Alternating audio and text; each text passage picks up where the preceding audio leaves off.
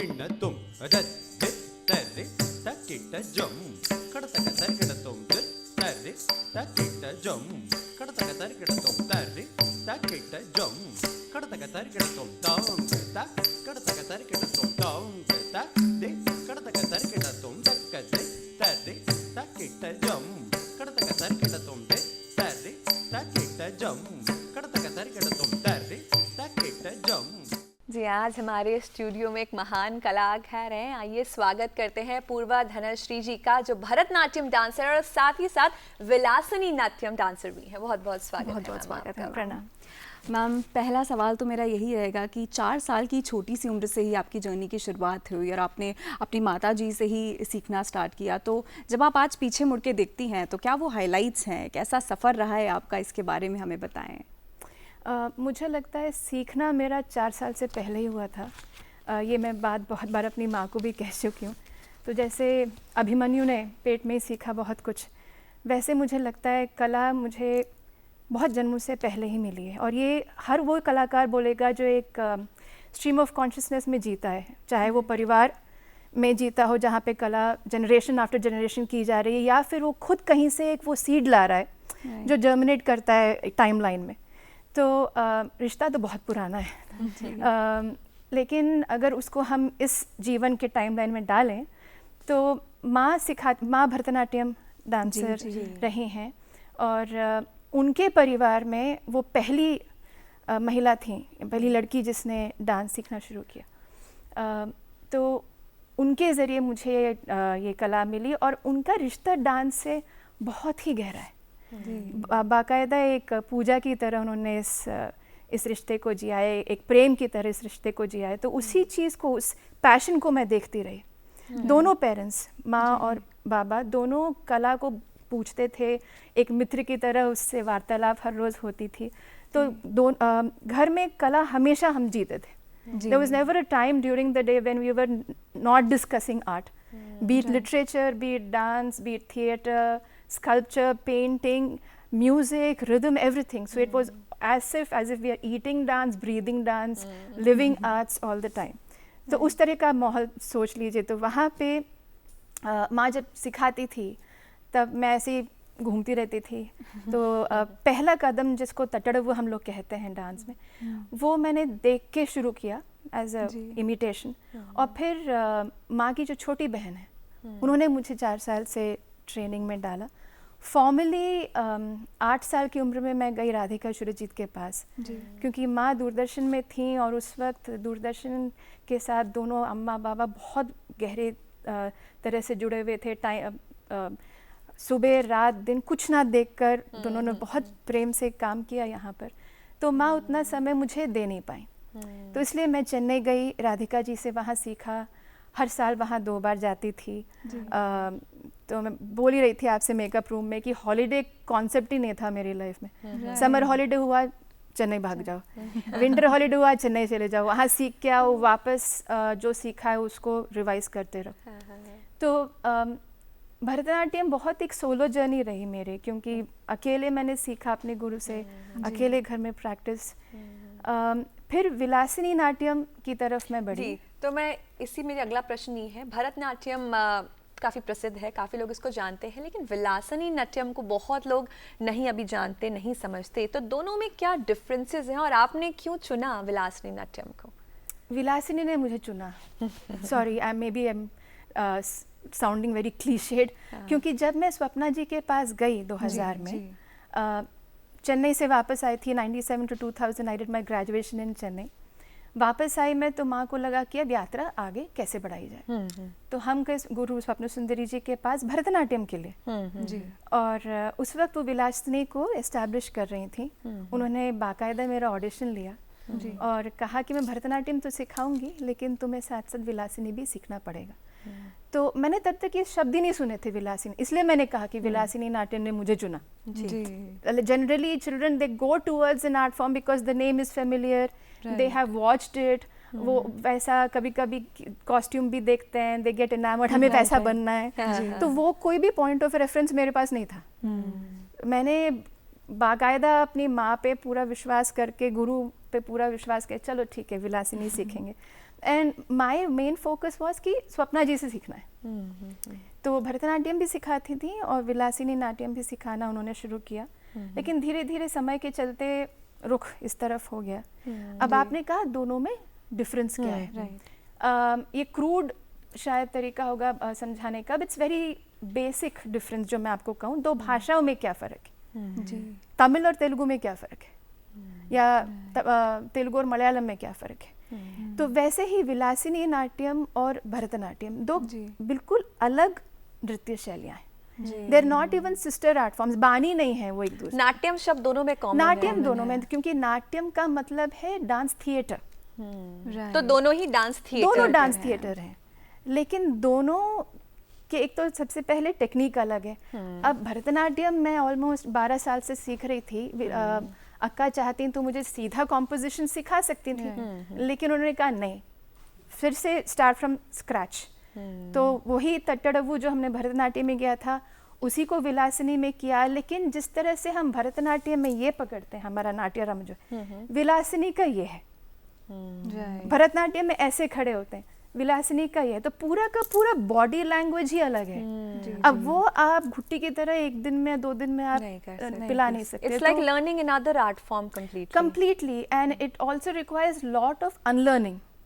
अब वो चूंकि भरतनाट्यम बैठा हुआ शरीर में, तो एक लेवल पे उसको अनलर्न करिए, और फिर विलासिनी, जैसे हम 2 भाषाओं को साथ साथ सीखते हैं, तो विलासिनी सीखते वक्त मेरा का पूरा ये आ गया मेरा एरिया। अब तो सारे मूवमेंट्स इस एरिया में, पहले हम सारा यहाँ पे ऐसे एक्सपैंड करते थे, तो मेरा पूरा का पूरा इनर बॉडी भी चल रहा है लर्निंग, आउटर बॉडी तो खैर है ही है। मैं इसलिए ये आपको बता रही हूँ क्योंकि बहुत से लोगों को लगता है कि क्या है, डांस है, आप ट्रेंड बॉडी है, आप सीधा कॉम्पोजिशन सीख लीजिए। लेकिन जब ये आप नई भाषा सीखते हैं तो बिल्कुल एक जैसे अभी हम लोग वार्तालाप कर रहे हैं, मैं आपसे कभी पहले मिली नहीं, तो we can't just start off like that. We have to first understand each other. So it's like having a conversation with the dance form. उसको समझना, उसको सीखना, बाकायदा उसके साथ जीना हर वक्त। बिल्कुल। और ऐसा नहीं कि जब मैं अनलर्निंग बोल रही हूँ भरतनाट्यम वो भूल गई। इट्स जस्ट दैट कि आप नई भाषा को जब सीखते हैं, वो मसल लर्निंग जो होती है उस पर हमें काम करना पड़ेगा। तो विलासिनी के लिए वो बाकायदा भरतनाट्यम को साथ रखते हुए इसको सीखा एक नई मसल मेमोरी आपको बनानी पड़ती है। अगर हम कुछ अगर देख भी पाए विलासिनी का अगर थोड़ा अभिनय या anything that viewers can see, जैसे मैंने कहा कि हमारा जैसे हस्तक क्षेत्र है, हस्तक क्षेत्र मतलब कहाँ तक आप हाथ फैला रहे हैं वो कम हो गया है, राइट। तो या पद संचालन है वो विलासिनी और भरतनाट्यम का अलग है।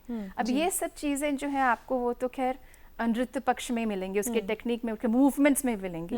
वो कभी देखते हैं अगर हम लोग उस पे बात कर सके, मैं आपको दिखा सकूं।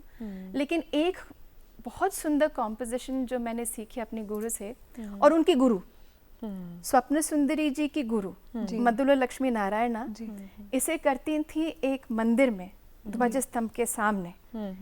तो सबसे पहले गुरु माँ ने मुझे यही सिखाया, और उसे मैंने अपने जैसे भरतनाट्यम में अरंगेट्रम बोलते हैं, तो विलासिनी नाट्य में तोलुवीनी की स्वप्न सुंदरी जी ने कॉइन किया वो टर्म। उसकी शुरुआत मैंने इस कॉम्पोजिशन से की। विघ्न विनाशकरा विनायक, विघ्न विनाशकरा विनायक, विघ्न विनाशकरा विनायक, विघ्न विनाशकरा विनायक, विघ्न विनाशकरा। तो ये बहुत सुंदर विनायक प्रार्थना है जो हर विलासिनी नाट्यम परफॉर्मेंस में हम इससे शुरू करते हैं। तो मुझे लगा कि साक्षात गणेश जी के दर्शन हमने नृत्य के और अभी गणेश चतुर्थी हुआ है, राइट। और भरतनाट्यम की भी अगर हम बात करें तो उसमें भी आपने 2 अलग स्टाइल्स में ट्रेनिंग ली है, तंजावुर स्टाइल में और कला क्षेत्र स्टाइल में। तो दोनों में क्या डिफरेंसेस हैं, क्योंकि है तो ये भरतनाट्यम ही, लेकिन क्या डिफरेंसेस देखने को मिलते हैं मुद्राओं में? और मुद्राओं में कोई फर्क नहीं है, वोकैबुलरी में कोई फर्क नहीं है। जैसे फिर से मैं भाषा पे जाऊंगी वापस, इंग्लिश, हिंदी एक ही भाषा है, लेकिन दोनों की बाने सॉरी एक्सेंट्स बहुत हैं।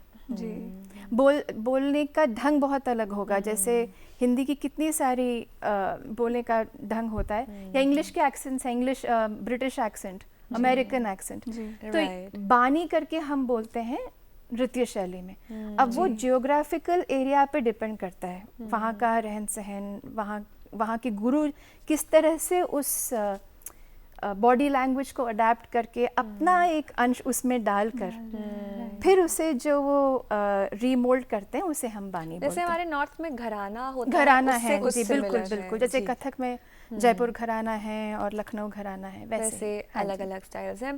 भरतनाट्यम और विलासिनी, आपने भाषा की बात करी, तो ये मुख्य तौर पे कौन सी भाषा में सीखे जाते हैं, और क्या भाषा कहीं ना कहीं बाध्य रहता है? जैसे कोई नॉर्थ इंडिया से है, कोई ईस्ट से है, वेस्ट से है, तो क्या भाषा कहीं ना कहीं ऑब्स्टिकल बनता है अगर आप ये नृत्य सीखना चाहते हैं तो? चाहे वो भरतनाट्यम हो या विलासिनी नाट्यम हो, सबसे पहले तो हम ये समझें कि वो शरीर की भाषा है, जी इमोशंस की भाषा है, और इमोशंस एंड मूवमेंट यूनिवर्सल है। एब्सोल्युटली। जब हम लोग विदेश में भी परफॉर्म करते हैं तो कभी कभी ऐसा हुआ है कि कुछ नहीं समझ में आ रहा है उनको, भाषा की नुआंसेस तो नहीं समझ में आ रहा, हम हालांकि मीनिंग बताते हैं लिरिक्स का, लेकिन वो हमें देख रहे हैं, they just get enamoured by what we are communicating to them. जी ऐसा बहुत बार भारत में भी हुआ है। भारत की बात ले लीजिए, हम मुंबई जाएंगे, हम कोई तमिल कॉम्पोजिशन उठा लेते हैं, हालांकि कोशिश ये करते हैं कि जहाँ जाए वहाँ का एक लोकल पीस ले लें, लेकिन फिर भी इसलिए भाषा शुरू में एक हिंड्रेंस हो सकती है जब तक उसका अर्थ ना आपको पता हो। एक बार अर्थ आप जान लें, फिर आप एज अ डांसर घुस जाइए उसके अंदर। चाहे मैं कोई भी भाषा लूँ, बंगाली पे काम किया है, मलयालम पे काम किया है, तो उस कॉम्पोजिशन को बार बार पढ़ते रहिए, उस कवि के बारे में बहुत कुछ पढ़िए, उनके लाइफ वर्ल्ड के बारे में बहुत कुछ पढ़िए, वो क्या कहना चाह रहे हैं, एक सब्जेक्ट एक्सपर्ट से बात करिए। जी as a dancer that's what we want to do, क्योंकि हमारी जो जिम्मेदारी है वो है उसके भाव को ऑडियंस तक पहुंचाना। कॉन्वर्सेशन जो हो रही है वो भाव से हो रही है, भाषा सब सेकेंडरी है। राइट राइट राइट हाँ, सेकेंडरी तो नहीं कहूँगी, भाषा प्राइमरी है, लेकिन भाषा आपको बेस देती है, उससे आप उठिए। जैसे आपने कहा कॉन्वर्सेशन, आप भी, मैं और आप हिंदी जानते हैं, लेकिन बहुत बार ऐसा होता है कि हमें भाषा की भी ज़रूरत नहीं पड़ती, और हम या तो मुख के भाव को समझ जाते हैं या तात्पर्य को समझ जाते हैं। पिताजी बहुत बार बोलते थे कि कविता में भी दो लाइन या दो शब्दों के बीच का जो स्पेस है, कभी कभी कवि वहाँ खिलता है। जी तो एज ए डांसर हम भी हाँ, the pause is so important. और वही जो मैं कह रही हूँ, भाषा एक आपको गाइड करती है, ऐसे हाथ पकड़ के ले जा रही है, जी और फिर जब आपको मार्ग दिख जाता है तो भाषा को ऐसे देखते हैं, और दोनों हम साथ चल रहे हैं। तो भाषा आपसे भी वार्तालाप कर रही है, आप भाषा से वार्तालाप कर रहे हैं, लेकिन ज़्यादा इम्पोर्टेंट तब क्या है, वो मार्ग है। जी तो ऑडियंस That is और of the prime importance. Dancer दोनों एक ऐसे प्लेन पे मिलते हैं जो संगीत और साहित्य और रिदम, ताल सबसे ऊपर जा रहा है धीरे धीरे करके। और वो जो साइलेंस आपने बोला, ultimately we are craving for that silence between the Absolutely, I sound. think बाहर की दुनिया में भी और अंदर की दुनिया में भी हम वो साइलेंस ढूंढते हैं। जी हाँ। अगर आज के संदर्भ की बात की जाए तो एक डांसर के जीवन में आज कल के दौर में बहुत सारी चुनौतियां हैं, बहुत सारे ऑब्स्टिकल्स हैं। आप इसको किस नज़रिए से देखते हैं अगर आज के संदर्भ की बात की जाए, और चीज़ें पहले कैसे हुआ करती थी? देखिए, डांस फील्ड जो है, मैं आपको दो लेवल्स के संघर्ष बताती हूँ एक आर्टिस्ट के। राइट एक तो है इनर संघर्ष, क्योंकि आप हमेशा दो दो रियलिटी से डील कर रहे हैं। जी एक तो जिस माहौल में आप रह रहे हैं और जिस माहौल में आप जा रहे हैं, तो ये इन एंड आउट चल, आर्ट वर्ल्ड, रियल वर्ल्ड, और अब रील वर्ल्ड भी अब तो रील वर्ल्ड भी है, सोशल मीडिया का ज़माना सोशल आ मीडिया। गया। तो हम इन तीनों के बीच में से भागते रहते हैं। तो वहाँ अपने आप को ढूंढना और अपने कोर से जुड़े रहना, वो एक इनर स्ट्रगल है एक आर्टिस्ट का। बाहर का जो स्ट्रगल है वो ये है कि फाइनेंसेस, बहुत कम ऑर्गेनाइजेशंस हैं जो आर्टिस्ट को एम्प्लॉय करते हैं। सो वी आर मोर और लेस इन अनऑर्गेनाइज सेक्टर। तो हमें हर आर्टिस्ट को अपना रोड मैप खुद बनाना पड़ता है। तो in terms of employment it's a major struggle. हालांकि बहुत से स्कूल्स अब जो हैं वो सेंसिटाइज हो रहे हैं कि कैसे डांस म्यूज़िक को एक एजुकेशन का हिस्सा बनाया जाए, लेकिन तब भी मे भी बहुत कम स्कूल हैं जो डांस को एक सब्जेक्ट के रूप में देखते हैं। It's always an extra curricular activity, या एनुअल डे पे कुछ करवाना है तो हाँ जी डांस करा लो। Right. In fact the dancer has to learn so many other things are not required. जैसे क्लासिकल डांसर है, उसको फोक भी सीखना पड़ता है क्योंकि वो स्कूल की स्कूल में रिक्वायरमेंट करना है। है। तो वो स्ट्रगल्स हैं, फाइनेंशियल स्ट्रगल्स बहुत हैं एक आर्टिस्ट के। राइट। दूसरा जो है कि एक एक्सेप्टेबिलिटी फ्रॉम सोसाइटी। ये हम बहुत बार एजुकेशन सिस्टम में बोल चुके हैं कि डॉक्टर, इंजीनियर, सॉफ्टवेयर इंजीनियर, उस तरह के प्रोफेशन सब बोले तो आप बोले मैं एक आर्टिस्ट हूँ, अच्छा इसके okay, अलावा करते क्या हो? इसके अलावा वो तो ठीक है, क्या लेकिन आप कर रहे करते हैं? क्या हो? तो हम जब बोलते हैं जी इसके अलावा हमें समय नहीं मिलता और कुछ करने का, क्या कर, आप डॉक्टर से पूछते हैं इसके अलावा। राइट। तो अभी भी लोगों के जहन में वो बात आई नहीं है कि artist is means a full time profession. सुबह से लेकर रात तक आपको अपनी कला के बारे में सोचना पड़ता है बहुत लेवल्स पर। और डांसर के लिए ये भी है कि हम बहुत से रोल्स प्ले कर रहे हैं आजकल। वो पहले भी होता था, हालांकि वेस्ट में एक मैनेजर होता है, हमें मैनेजमेंट भी करना है जी, हमें सिखाना भी है, अपना करियर भी बनाना है, फिर अगर वो मैरिड है, फैमिली ला, तो ये सब बहुत सी Yes, स्ट्रगल्स there's हैं। so many things that an artist has to do, but for a change जब चीजें काफी बदल रही हैं, बहुत काफी बदल रही हैं। बेहतर हो रहा है बिल्कुल। आप जैसे कलाकारों की ही वजह से। बहुत बहुत धन्यवाद आज हमारे साथ जुड़ने के लिए और हमें एजुकेट करने के लिए भरतनाट्यम और विलासनी नाट्यम के बारे में।